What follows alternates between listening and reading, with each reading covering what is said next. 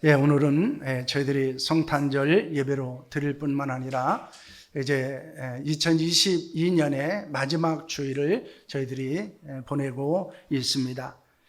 저희들이 성탄절 예배 그리고 이제 마지막 주일을 보내면서 지금까지 베풀어 주신 하나님의 은혜에 감사하고, 또한 우리도 하나님을 위해서 무엇을 해야 되는지를 또 결단하고 고백하는 그런 주일이 될 수 있기를 원합니다.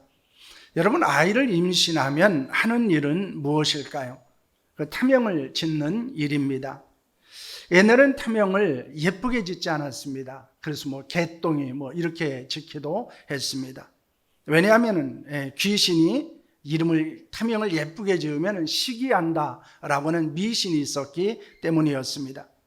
하지만 지금은 태명을 아주 예쁘게 지으려고 노력하기도 하고, 실제적으로 그 태명을 그렇게 짓기도 합니다. 그런데 태명을 지을 때는 잘 지으려면은 대인 소리를 짓거나 거센 소리로 지어야 한다고 합니다. 왜냐하면 그 태중에는 아이가 그 거센 소리나 대인 소리를 잘 들을 수 있기 때문입니다.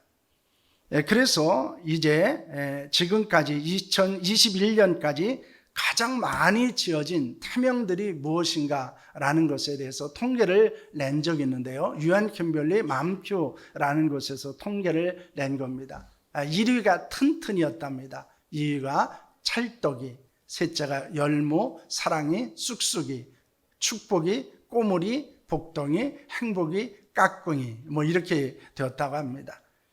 그 후에 이제 아이를 출산하면 이름을 짓게 됩니다. 2022년에 출생한 신생에게 가장 많이 있는 이름이 무엇이었을까요? 대법원 전자 가족관계 등록 시스템에 따르면은 11만 1398명의 남자아이 중에서 가장 많은 이름을 차지했던 것이 이준이었습니다. 이것이 이제 9.05%, 그러니까 한 10명 중에 한 명은 이준이라는 이름을 가졌다는 것입니다. 그 다음을 보면은 서준이, 시우, 하준이, 지호 이렇게 되어져 있습니다. 여자 아이들에게도 이름을 줬는데 여자 아이 중에서 이제 가장 많이 지었던 이름은 서하라는 이름입니다. 약 8.46%입니다. 그 외에 이서, 하윤이, 지아, 지안 이렇게 이름을 짓게 됩니다. 그런데 사랑하는 아이가 낳고 이름을 짓는다는 것은 쉽지 않습니다. 그래서 장명소를 찾아가기도 하고, 때로는 신앙생활하는 사람들은 목사님에게 이름을 지어달라고 부탁을 하기도 합니다.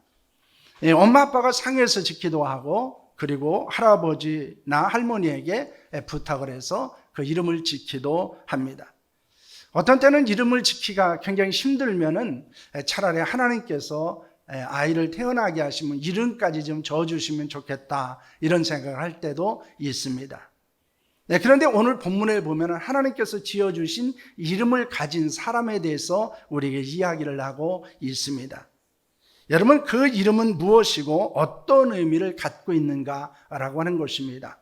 오늘 우리가 성탄절을 맞이하면서 그 이름에 대해서 저희들이 함께 말씀을 좀 나누는 시간을 가지려고 합니다. 본문의 배경은 예수님께서 탄생하신 것에 대한 것입니다. 제사장 사가랴와 아내 엘리사벳 사이에 세례 요한이라고 하는 아이가 잉태하는 사건이 일어나게 되었습니다. 엘리사벳은 아이를 잉태하고 5달 동안 숨어 있었습니다. 그가 숨어 있었던 것은 나이가 많은 여인이 이제 임신을 했기 때문에 좀 숨기고 싶은 마음이 있어서 그런지, 아니면은 태교를 위해서 그런지는 알 수 없지만은 이제 한 6달 동안은 숨어 있었던 것으로 볼 수 있습니다. 그 후 6달에 천사 가브리엘이 하나님의 보내심을 받고 갈릴리 나사렛 동네에 다윗의 자손 요셉과 약혼한 처녀 마리아에게 나타나게 됩니다. 이것이 이제 본문의 기본적인 배경입니다. 마리아는 조세가 정혼을 하고 아직 정식으로 부부 관계를 갖지 않은 처녀였습니다. 그런데 가브리엘 천사가 그에게 나타나서 무엇이라고 인사를 합니까? 28절 말씀을 보시길 바랍니다. 함께합니다. 그에게 돌아가 이르되 은혜를 받은 자여 평안할지어다, 주께서 너와 함께 하시도다 하니 라는 말씀을 하고 있습니다. 가브리엘은 마리아를 향해서 은혜를 받은 여인이여 평안할지어다 라고 말합니다. 하나님이 너와 함께 계신다고 말합니다. 그 말을 들은 마리아는 매우 놀랍고 당황스러웠을 것입니다. 왜냐하면 천사 가브리엘의 말이 무엇을 의미하는지를 알고 있지 않았기 때문입니다. 가브리엘은 당황스러워하는 마리아에게 무엇이라고 말을 합니까? 첫째는 하나님의 은혜를 선포하게 됩니다. 30절 말씀입니다. 함께합니다. 천사가 이르되 마리아여 무서워하지 말라 내가 하나님께 은혜를 입었느니라 하는 말씀을 하고 있습니다. 이 가브리엘이 이 마리아에게 들어와서 은혜를 받은 여인이여 평안할지어다 라는 말을 듣고 당황스러웠는데 다시 한번 이 가브리엘은 마리아에게 무서워하지 말라고 말하고 있습니다. 하나님의 은혜를 입었다고 말하고 있습니다. 아직 마리아는 자신에게 임할 은혜가 무엇인지를 알지 못하고 있었습니다. 그러나 천사는 다시 한번 이 마리아에게 하나님의 은혜가 있음을 선포하고 있습니다. 둘째는 하나님의 역사를 선포하게 됩니다. 31절 말씀입니다. 함께합니다. 보라 내가 잉태하여 아들을 낳으리니 그 이름을 예수라 하라 라는 말씀을 합니다. 천사 가브리엘은 마리아에게 임할 하나님의 은혜가 무엇인지에 대해서 구체적으로 언급을 하고 있습니다. 그것은 처녀 마리아가 잉태하여 아들을 낳을 것이고 그 이름을 예수라 하라 라고 하는 말씀이었습니다. 마리아의 잉태는 정원한 요셉을 통해서 된 것이 아니었습니다. 성령으로 말미암아 동정녀 마리아에게 아이를 임신하게 된 것입니다. 인간적으로 보면 그것은 하나님의 은혜가 아닙니다. 그것은 오히려 저주고 오히려 그것은 두려운 일이었습니다. 그것은 축복이 아니라 고난이기도 했습니다. 마리아에게서는 일어나서는 안 되는 일이기도 합니다. 그런데 그것을 하나님의 은혜의 역사라고 말씀하고 있습니다. 은혜라고 하는 말은 우리가 원해서 받은 것이 아니고 하나님이 주시는 선물입니다. 그것이 은혜인 것은 그 출처가 하나님이시기 때문입니다. 하나님이 주시는 것이 은혜입니다. 인간적으로 그것이 때로는 이해되지 않을 수도 있고 때로는 당황스러운 일일 수도 있고 때로는 놀라운 일일 수도 있습니다. 감당하기에 때로는 힘든 것일 수도 있습니다. 그럼에도 불구하고 하나님이 주시기 때문에 하나님이 그것을 허락하셨기 때문에 그것은 은혜라고 말씀하고 있는 것입니다. 그러므로 하나님이 주시는 모든 것을 은혜요 축복으로 여길 수 있기를 바랍니다. 디모데전서 4장 4절 말씀입니다. 성경은 우리에게 이렇게 말씀합니다. 함께 하겠습니다. 하나님께서 지으신 모든 것이 선함에 감사함으로 받으면 버릴 것이 없나니 라고는 말씀을 하고 있습니다. 하나님이 주시는 것을 은혜로 받고 감사하는 것이 신앙입니다.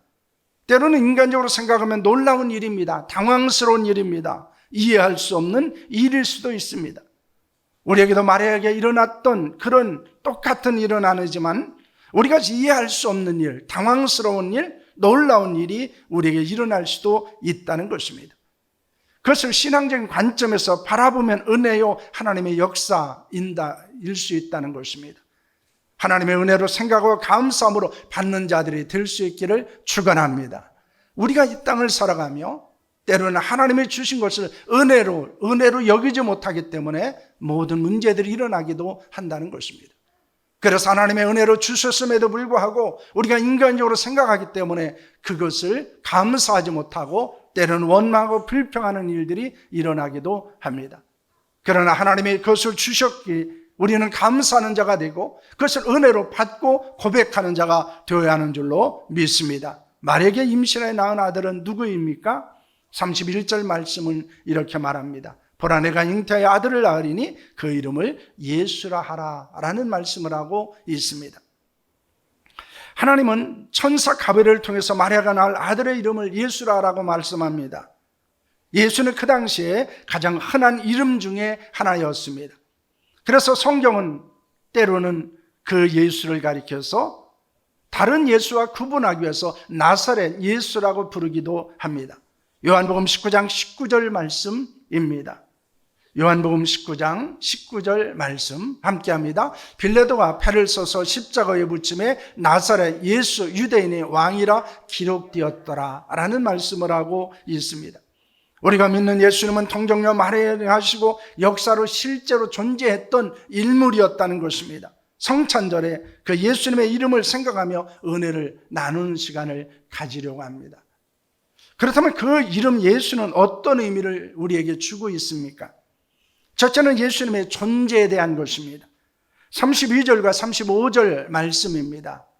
그가 큰 자가 되고 지극히 높으신 이의 아들이라 일컬어질 것이요 주 하나님께서 그 조상 다윗의 왕위를 그에게 주시리니 함께합니다. 천사가 대답하여 이르되 성령이 내게 임하시고 지극히 높으신 이의 능력이 너를 덮으시리니 이러므로 나실 바 거룩한 이는 하나님의 아들이라 일컬어지리라는 말씀을 합니다. 여기서 반복되어지는 단어가 있습니다. 아들이라고 하는 단어입니다. 지극히 높으신 이의 아들이라고 말하고 있고 하나님의 아들이라고 말씀하고 있습니다. 마려가 낳은 아들은 지극히 높으신 이의 아들입니다. 그리고 그 아들은 하나님의 아들로 불릴 것을 말씀하고 있습니다. 예수님이 하나님의 아들이라고 하는 것은 매우 놀라운 그리고 신비한 의미를 가지고 있는 것입니다. 그것은 예수님이 곧 하나님이라는 의미입니다. 요한복음 5장 18절 말씀을 보시길 바랍니다. 함께합니다. 유대인들이 이로 말미암아 더욱 예수를 죽이고자 하니 이는 안식일을 범할 뿐만 아니라 하나님을 자기의 친아버지라 하여 자기 일을 하나님과 동등됨으로 삼으심이라는 말씀을 하고 있습니다. 유대인들이 예수님을 죽이려 한 것은 안식일을 범한 것만 아니었습니다. 하나님을 아버지라고 함으로 하나님과 동등한 자라고 했기 때문입니다. 이것은 성령으로 마리아의 몸을 통해서 태어난 예수님은 곧 하나님의 아들이고 그분은 곧 하나님이시라는 의미를 갖고 있는 것입니다.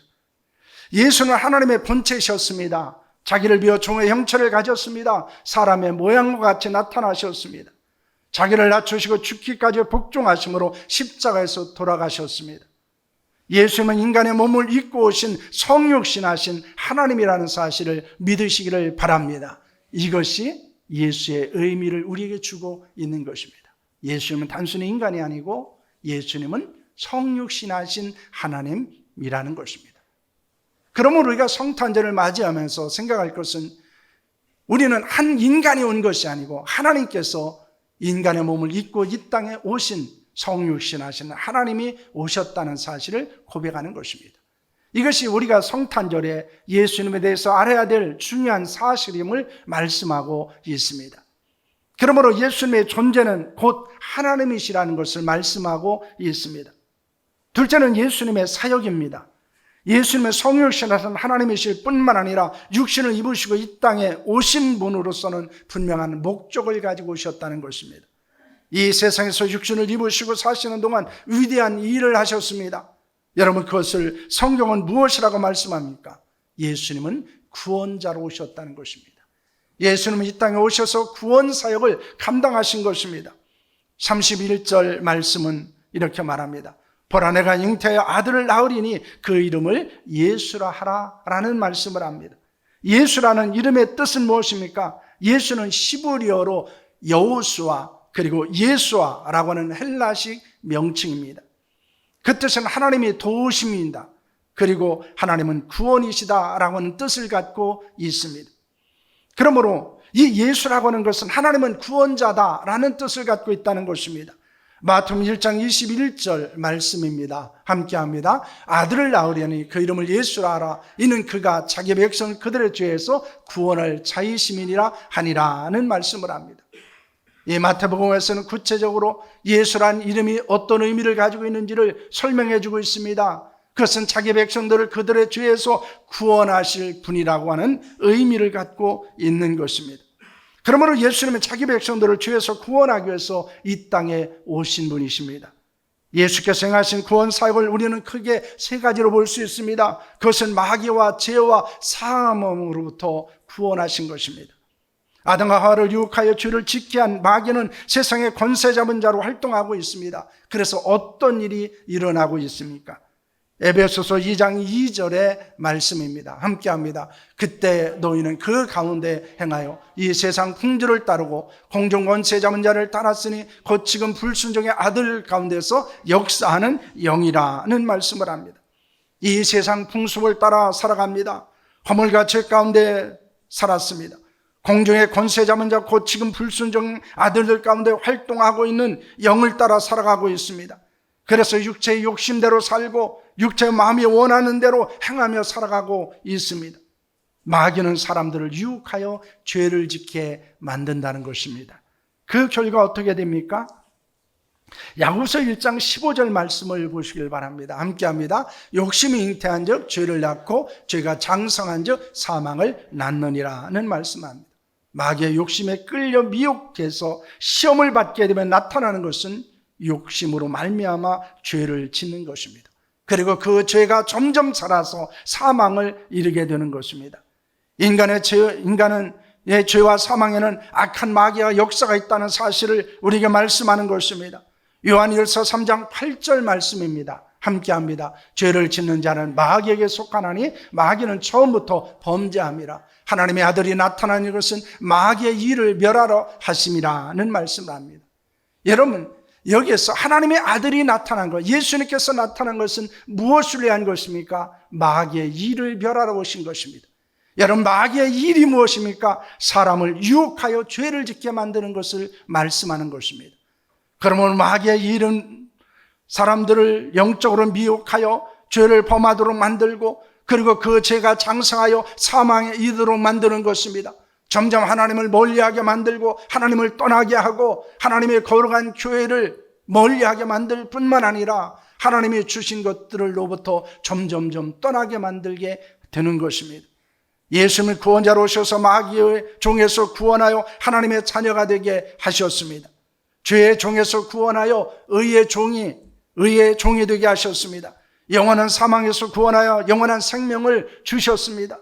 성탄절에 우리는 구원하기 위해서 오신 예수님을 생각하며 감사하는 자로 살아야 하는 줄로 믿습니다. 그 예수님을 세상 사람들에게 전함으로 구원받는 역사가 일어나기를 소망합니다. 그렇기 때문에 우리는 예수라는 이름의 뜻은 구원자라는 것이고, 그 구원자 예수 그리스도는 마귀의 일을 멸하러 오셨는데 그 마귀의 일은 죄를 짓게 하는 것을 멸하기 위한 것이고, 그리고 그 죄가 장사의 사망을 이르게 되고, 그리고 그로 말미암아 영원한 저주 가운데 빠져있는 자들을 구원하기 위해서 오셨다는 것을 말씀하고 있습니다.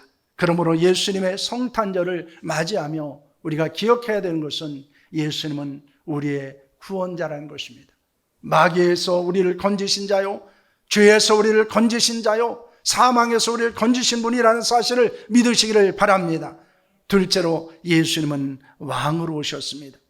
32절과 33절 말씀입니다. 함께합니다. 그가 큰 자가 되고 주의 높으신 아들이라 일컬어질 것이요 주 하나님께서 그 조상 다윗의 왕위를 그에게 주시리니 영원히 야곱의 집을 왕으로 다스릴 것이며 그 나라가 무궁하리라는 말씀을 하고 있습니다. 예수님은 지극히 높으신 하나님의 아들로 다윗의 왕위를 받으셨습니다. 예, 영원히 야곱의 집을 다스릴 것입니다. 또한 예수님이 다스리는 나라는 영원 무궁하다고 말씀하고 있습니다. 예수님은 다윗의 혈을 통해서 태어나셨습니다. 다윗의 왕권을 통해서 드러내 보이셨습니다. 하나님의 신령한 뜻을 온전히 성취하신 분이십니다. 야곱의 집은 영적 이스라엘에 대한 상징입니다. 예수 그리스도를 왕으로 섬기는 성도들을 말하고 있습니다. 다윗에게 약속하신 하나님의 언약이 예수님 안에서 성취됨으로 말미암아 하나님의 나라는 영원한 통치자가 되셨다는 것입니다. 하지만 예수님이 다신 나라는 이 세상에 속한 나라가 아닙니다. 그리스도의 공의와 사랑에 의해서 통치되고 의의 평강과 희락이 주관하는 나라입니다. 인간이 통치하는 세상 나라는 유한하지만 예수 그리스도께서 통치하시는 하나님의 나라는 영원한 나라입니다. 예수님은 왕으로 섬기는 자가 하나님의 백성입니다. 하나님의 백성은 하나님의 나라를 위해서 충성하는 자로 살아야 합니다. 교회는 하나님의 나라의 모형입니다. 그러므로 교회를 세우고 섬기는 일에 헌신할 수 있는 자들이 되어야 합니다. 그것이 영적 가족으로 사는 것이고 하나님의 백성으로 살아가는 것입니다. 우리는 거룩한 충성과 헌신을 통해서 하나님의 나라와 교회를 온전하게 세우며 성장하는 데 헌신하는 자들로 살아야 한다는 것입니다. 여러분, 예수님은 성육신하신 하나님이라는 것입니다. 이것이 성탄절에 우리가 반드시 기억해야 될 의미입니다. 예수는 단순히 인간이 아니고 그분은 성육신하신 하나님이십니다. 인간의 몸을 입고 이 땅에 오신 하나님, 그분이 예수 그리스도이십니다. 그 예수 그리스도는 우리를 죄와 사망과 마귀에서 구원하셨습니다. 이제 우리는 마귀의 종이 아닙니다. 하나님의 자녀입니다. 더 이상 죄의 노예가 아니라 하나님의 백성이 되었습니다. 이에 우리는 예수님의 복음을 전함으로 죄와 사망 가운데 있는 사람들을 구원해야 합니다. 뿐만 아니라 하나님의 교회를 세우고 하나님의 나라를 세우는 자로 충성하며 헌신하는 자들로 살아야 한다는 것입니다. 성탄절은 단순히 인간의 태어남을 축하하는 것이 아닙니다. 거룩한 성자가 오셨다는 사실을 축하하는 것이 아닙니다. 성육신 하나님이 친히 인간의 몸을 입고 이 땅에 오셨고 그리고 친히 십자가의 죽으심으로 말미암아 구원을 이루셨음을 감사하며 고백하는 날로 지키실 수 있기를 소망합니다. 뿐만 아니라 그 예수님처럼 우리도 그 예수님의 복음을 전함으로 말미암아 많은 사람들을 구원한 일에 헌신하는 것이 바로 성탄절에 우리가 해야 될 일이고, 그리고 성탄을 맞이하면서 우리가 좀 더 하나님의 백성으로 하나님의 자녀로 합당하게 살아가는 것인 줄로 믿으시기를 바랍니다. 성탄절에 더욱더 예수 그리스도의 이름을 기억하며 구원자 예수 그리스도, 왕이신 예수 그리스도를 바라보고 구원하신 은혜에 감사하고 그리고 왕이신 하나님 앞에 복종하는 자로 살아가는 결단이 우리 가운데 있기를 축원합니다. 기도하겠습니다.